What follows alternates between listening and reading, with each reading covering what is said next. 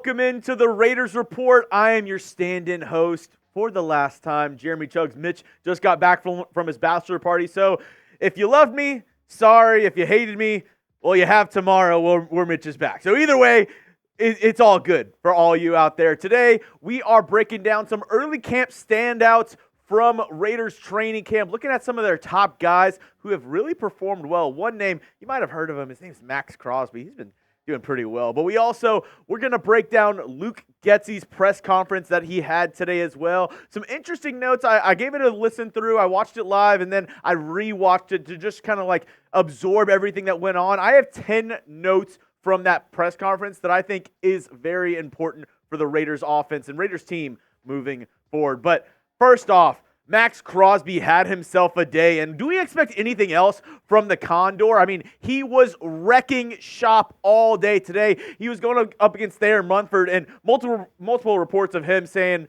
like, basically going past him, and he's like, yeah, you like that? Like, I got you on this one. Kind of literally mid-play, kind of clowning Thayer Munford, saying, you know what, I got you on that one, huh? Like, look at this. I got you again. Maxx Crosby, he is the guy for this Raiders team. He is the number one. He is the guy that, starts the boat. He is the guy that pushes the engine. He is the top player on this team. And I think he has a real chance, especially with some of the additions on this defense and how well this defense has looked, to win Defensive Player of the Year this year. He's been snubbed out of the voting for the past couple seasons, but I think this is the year for Mad Max. Do you agree with me? Go down and hit the like button if you think Crosby can win Defensive Player of the Year this year. I should see every single person who watches this video like the damn video. Go down and hit the thumbs up icon, because if you don't think that Mad Max can win the Defensive Player of the Year award this season, then I want some of what you're smoking, because he is that guy. Another guy who has really been showing out, Jack Jones, who he's really needed to step up as this CB1. We've been talking all offseason. Should the Raiders go out and sign a Stephon Gilmore? Should they sign a Xavier Howard?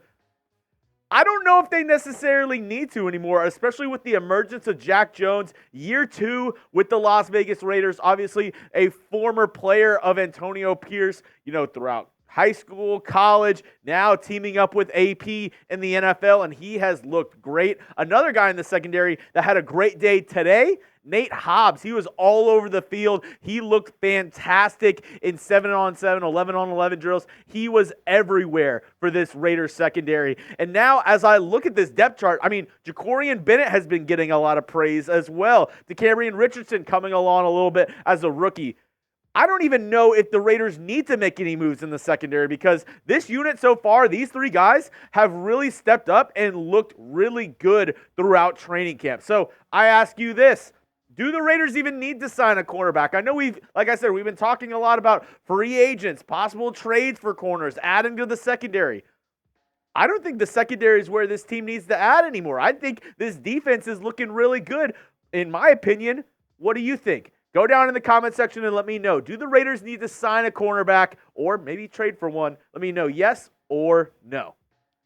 Another guy who's been a standout in camp so far is Isaiah Pola-Mao. And it seems like he's kind of gotten this, traction each and every offseason. We say during training camp, watch out for Isaiah Pola-Mao. He's looking good this year. I'm hoping this is the year that he puts it all together and actually shows out during the regular season. Last year, 20 tackles, 1 interception, 1 PBU for the kid out of USC. But I hope he gets moved around a little bit more. We see that size, 6'4", 205 pounds. I wonder if he gets used even more as that, hybrid linebacker, that linebacker that kind of comes in during nickel and dime packages, during, passing downs, that the Raiders can kind of implement to have another sort of DB on the field, but he's also a bigger DB. So I'm really looking for an Isaiah Pola-Mao breakout season. Once again, I know this is like the 3rd offseason in a row where we're like, Isaiah Pola-Mao is looking fantastic. Maybe this year he puts it all together for the silver and black. A rookie that has looked really, really good, Dylan Laube, having the lady saying Wowby, the 6th-round pick out of New Hampshire. 5'10", 208 pounds. He has been looking really, really good, turning heads. We'll get to it later on in the show, but Luke Getsy gave him a little bit of praise as well, and he looks like he might be earning some playing time on this team. We know Zamir is going to be the bell cow back. He's going to be the guy on 1st and 2nd down. I think on passing downs and 3rd downs, we're going to see a lot of this guy right here. Laube is great out of the backfield catching the ball. He has great hands for a running back. So I wouldn't be surprised at all if Dylan Laube gets a lot more touches this year than we first expected when he got drafted. Another guy who this guy should get a lot of catches this season is Brock Bowers, the 1st-round pick out of Georgia. I mean, he continues to look all the reason why he was selected in the 1st round of this year's draft. Brock Bowers has great hands. His route running is incredible. And, I mean, not only being a tight end, but he also looks great as if you wanted to move him in the slot or outside receiver. He kind of can be the jack of all trades for this Raiders offense. I'm really interested to see how he gets utilized by Luke Getsy and his running mate. Michael Meyers has also looked really good during training camp so far. And these tight ends are going to be a huge part of this team, a huge part of this offense. And Michael Meyers said it himself during his press conference today. This is what he had to say about the tight ends' role in the offense. We get to do a lot as tight ends. We get to catch the ball. We get to block number 98 a lot of pass pro. I didn't pass block much in college, and it's something I've taken on this year and will do a ton of. And Mitch always says, 12 personnel, 12 meaning, the first number is the amount of running backs. The second number is the amount of tight ends. So 1 running back, 2 tight end sets. They're going to use a ton of that this season, especially with the versatility of Brock Bowers to, be in that 12 personnel set, the base package right there, and then have him maybe, motion out to a wide receiver, motion into the backfield as a fullback. There's a lot of different things, a lot of creative ways that these 2 tight ends can be used in this offense, and all I know is they will be extremely pivotal to the Raiders' offensive success going into 2024. Now, coming up, I have all my takeaways from the Luke Getsy press conference today. But before we get into those, got to give a shout out to our sponsor, Game Time, my go-to ticketing app out there. Go check them out today. I've been using Game Time for a while, and it's my go-to ticketing app for sporting events, concerts, and comedy shows. This year alone, I've been able to see Shane Gillis, Dave Chappelle, Drake, and Adele, and I plan on going to even more shows in Vegas this year. Don't miss out on a once-in-a-lifetime experience by using the Game Time app to get you the best deals on last-second tickets. Buy tickets in seconds with 2 taps. Game Time has deals on tickets right up to the start of the event and even an after hour it starts. It's the place to find last-minute seats. Take the guesswork out of buying tickets today with Game Time.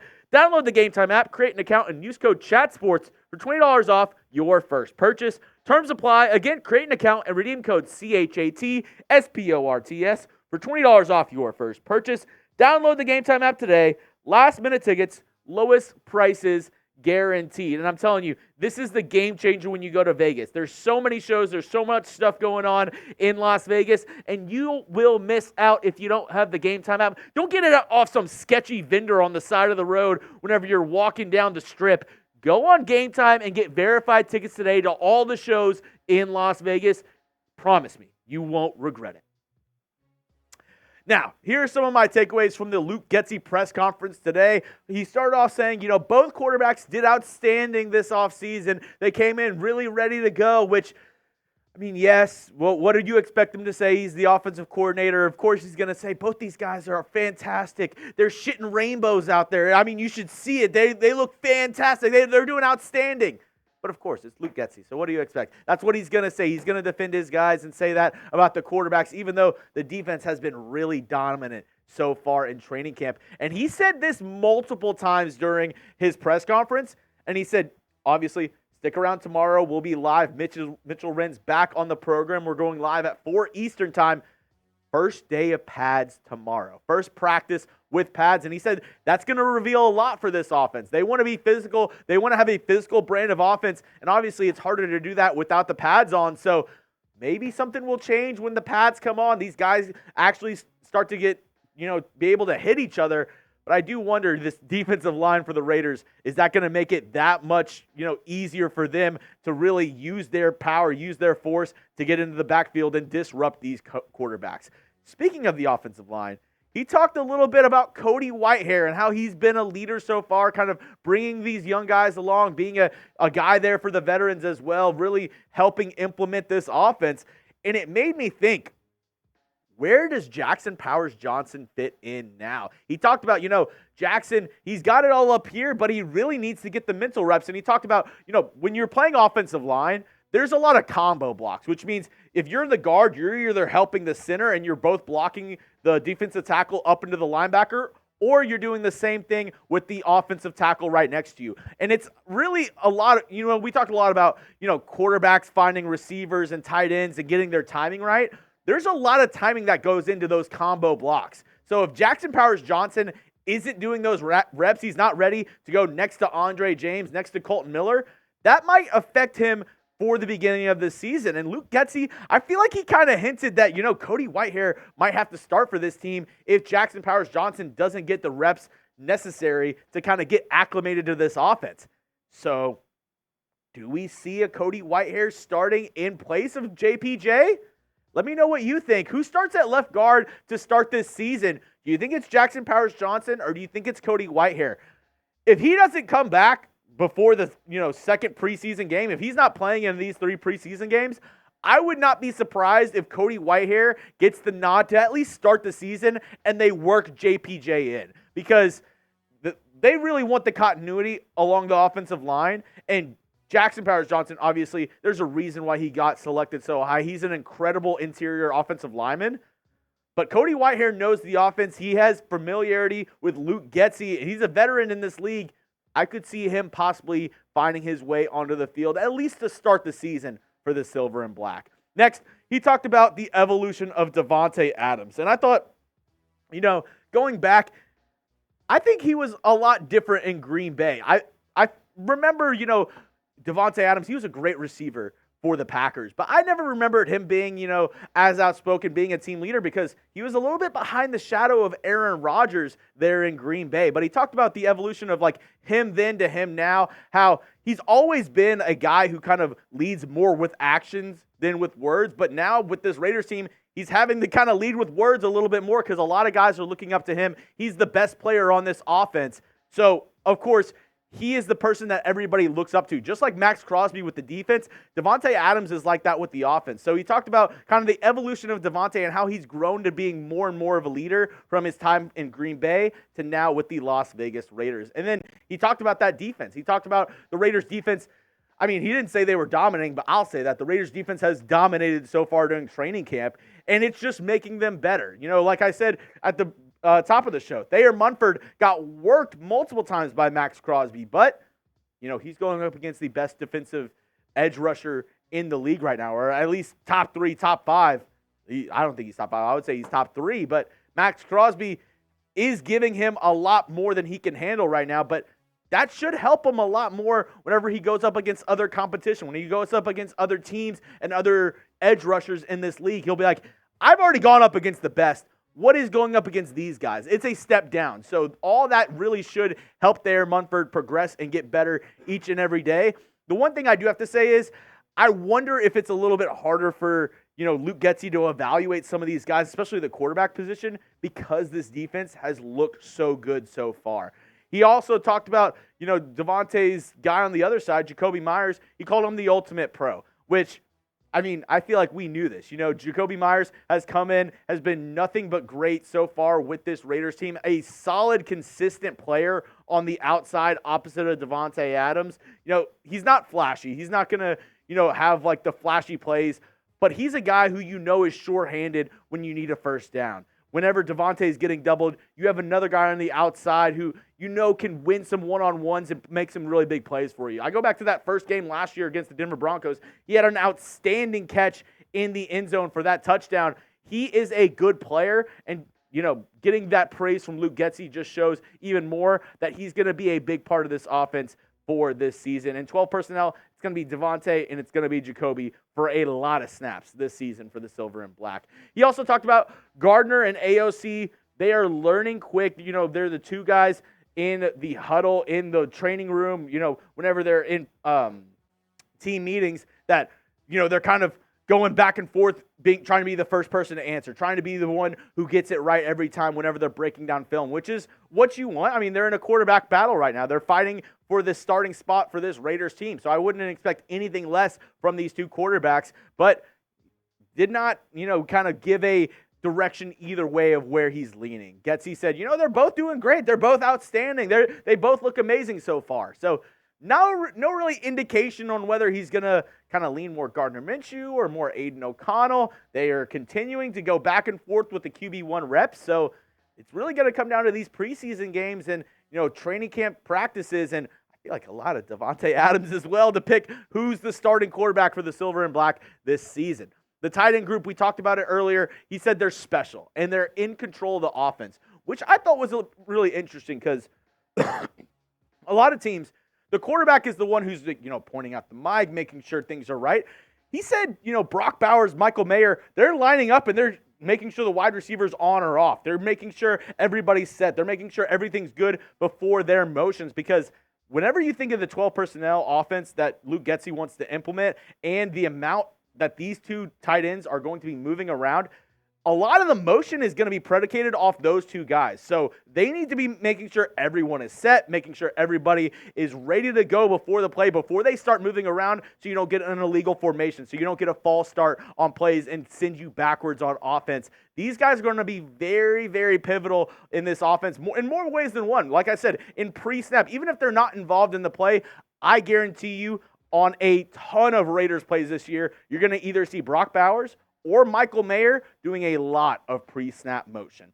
He also mentioned another battle that we're looking at very closely in camp, the wide receiver 4 and wide receiver 5. He didn't name anybody whenever he was asked about, who's kind of leading that positional battle for the next wide receivers. He said, everybody's got a shot. Everybody, nobody's kind of pushed themselves above the pack so far. We know the top 3 guys, obviously, Davante, Jakobi, Trey Tucker. Past then, it's a toss-up. It could be a Jalen Guyton. It could be a Keelan Doss. It could be a ton of different guys that, maybe undrafted Tulu Griffin. He wasn't at practice today, but he's gotten a lot of praise so far during Raiders rookie minicamp and OTAs and stuff like that. The wide receiver 4 and 5 is wide open, and I actually wouldn't be surprised if the Raiders are looking at other teams and saying, hey, who are these other teams going to cut? Who's going to be available on the free agent market? Who is it going to make other teams 53-man rosters? Because I could possibly see them even going out and grabbing somebody after the 53-man roster cut down days, maybe trading for a guy last second, maybe a 7th-round pick for somebody who's not going to make a team. I could very well see them do that for that wide receiver 5 position, wide receiver 4 position for this team. Because there's nobody who's really kind of separated themselves from the pack. Lastly, he gave a huge shout out to Zamir White and Dylan Laube, saying both these guys have looked very impressive so far. Zamir, he said he's ready for Zamir to put on the pads because that's when he shines the most. He's going to be bouncing off defenders. He's going to be able to show his physical style of running, and that's what he does best. He runs between the tackles, and he mows people over. So far in training camp, we haven't been able to really, talk a lot about Zamir White, talk about a lot about how he's doing, because what he does best, he's not able to do right now because they don't have the pads on. That all changes tomorrow. But he did say, once again, he gave multiple shout-outs to Dylan Laube. So if that tells you anything, the 6th-round rookie out of New Hampshire could find his way onto the field sooner rather than later, whether that's on offense or whether that's on special teams. That's all I have for you on today's show, folks. Like I said, we'll be back live tomorrow with one Mitchell Renz, probably some cool bachelor party stories. Maybe he gets in trouble with Alex. I don't know. You'll have to join us live tomorrow and find out. If you haven't already, go down and hit that sub button for daily Raiders content all year long.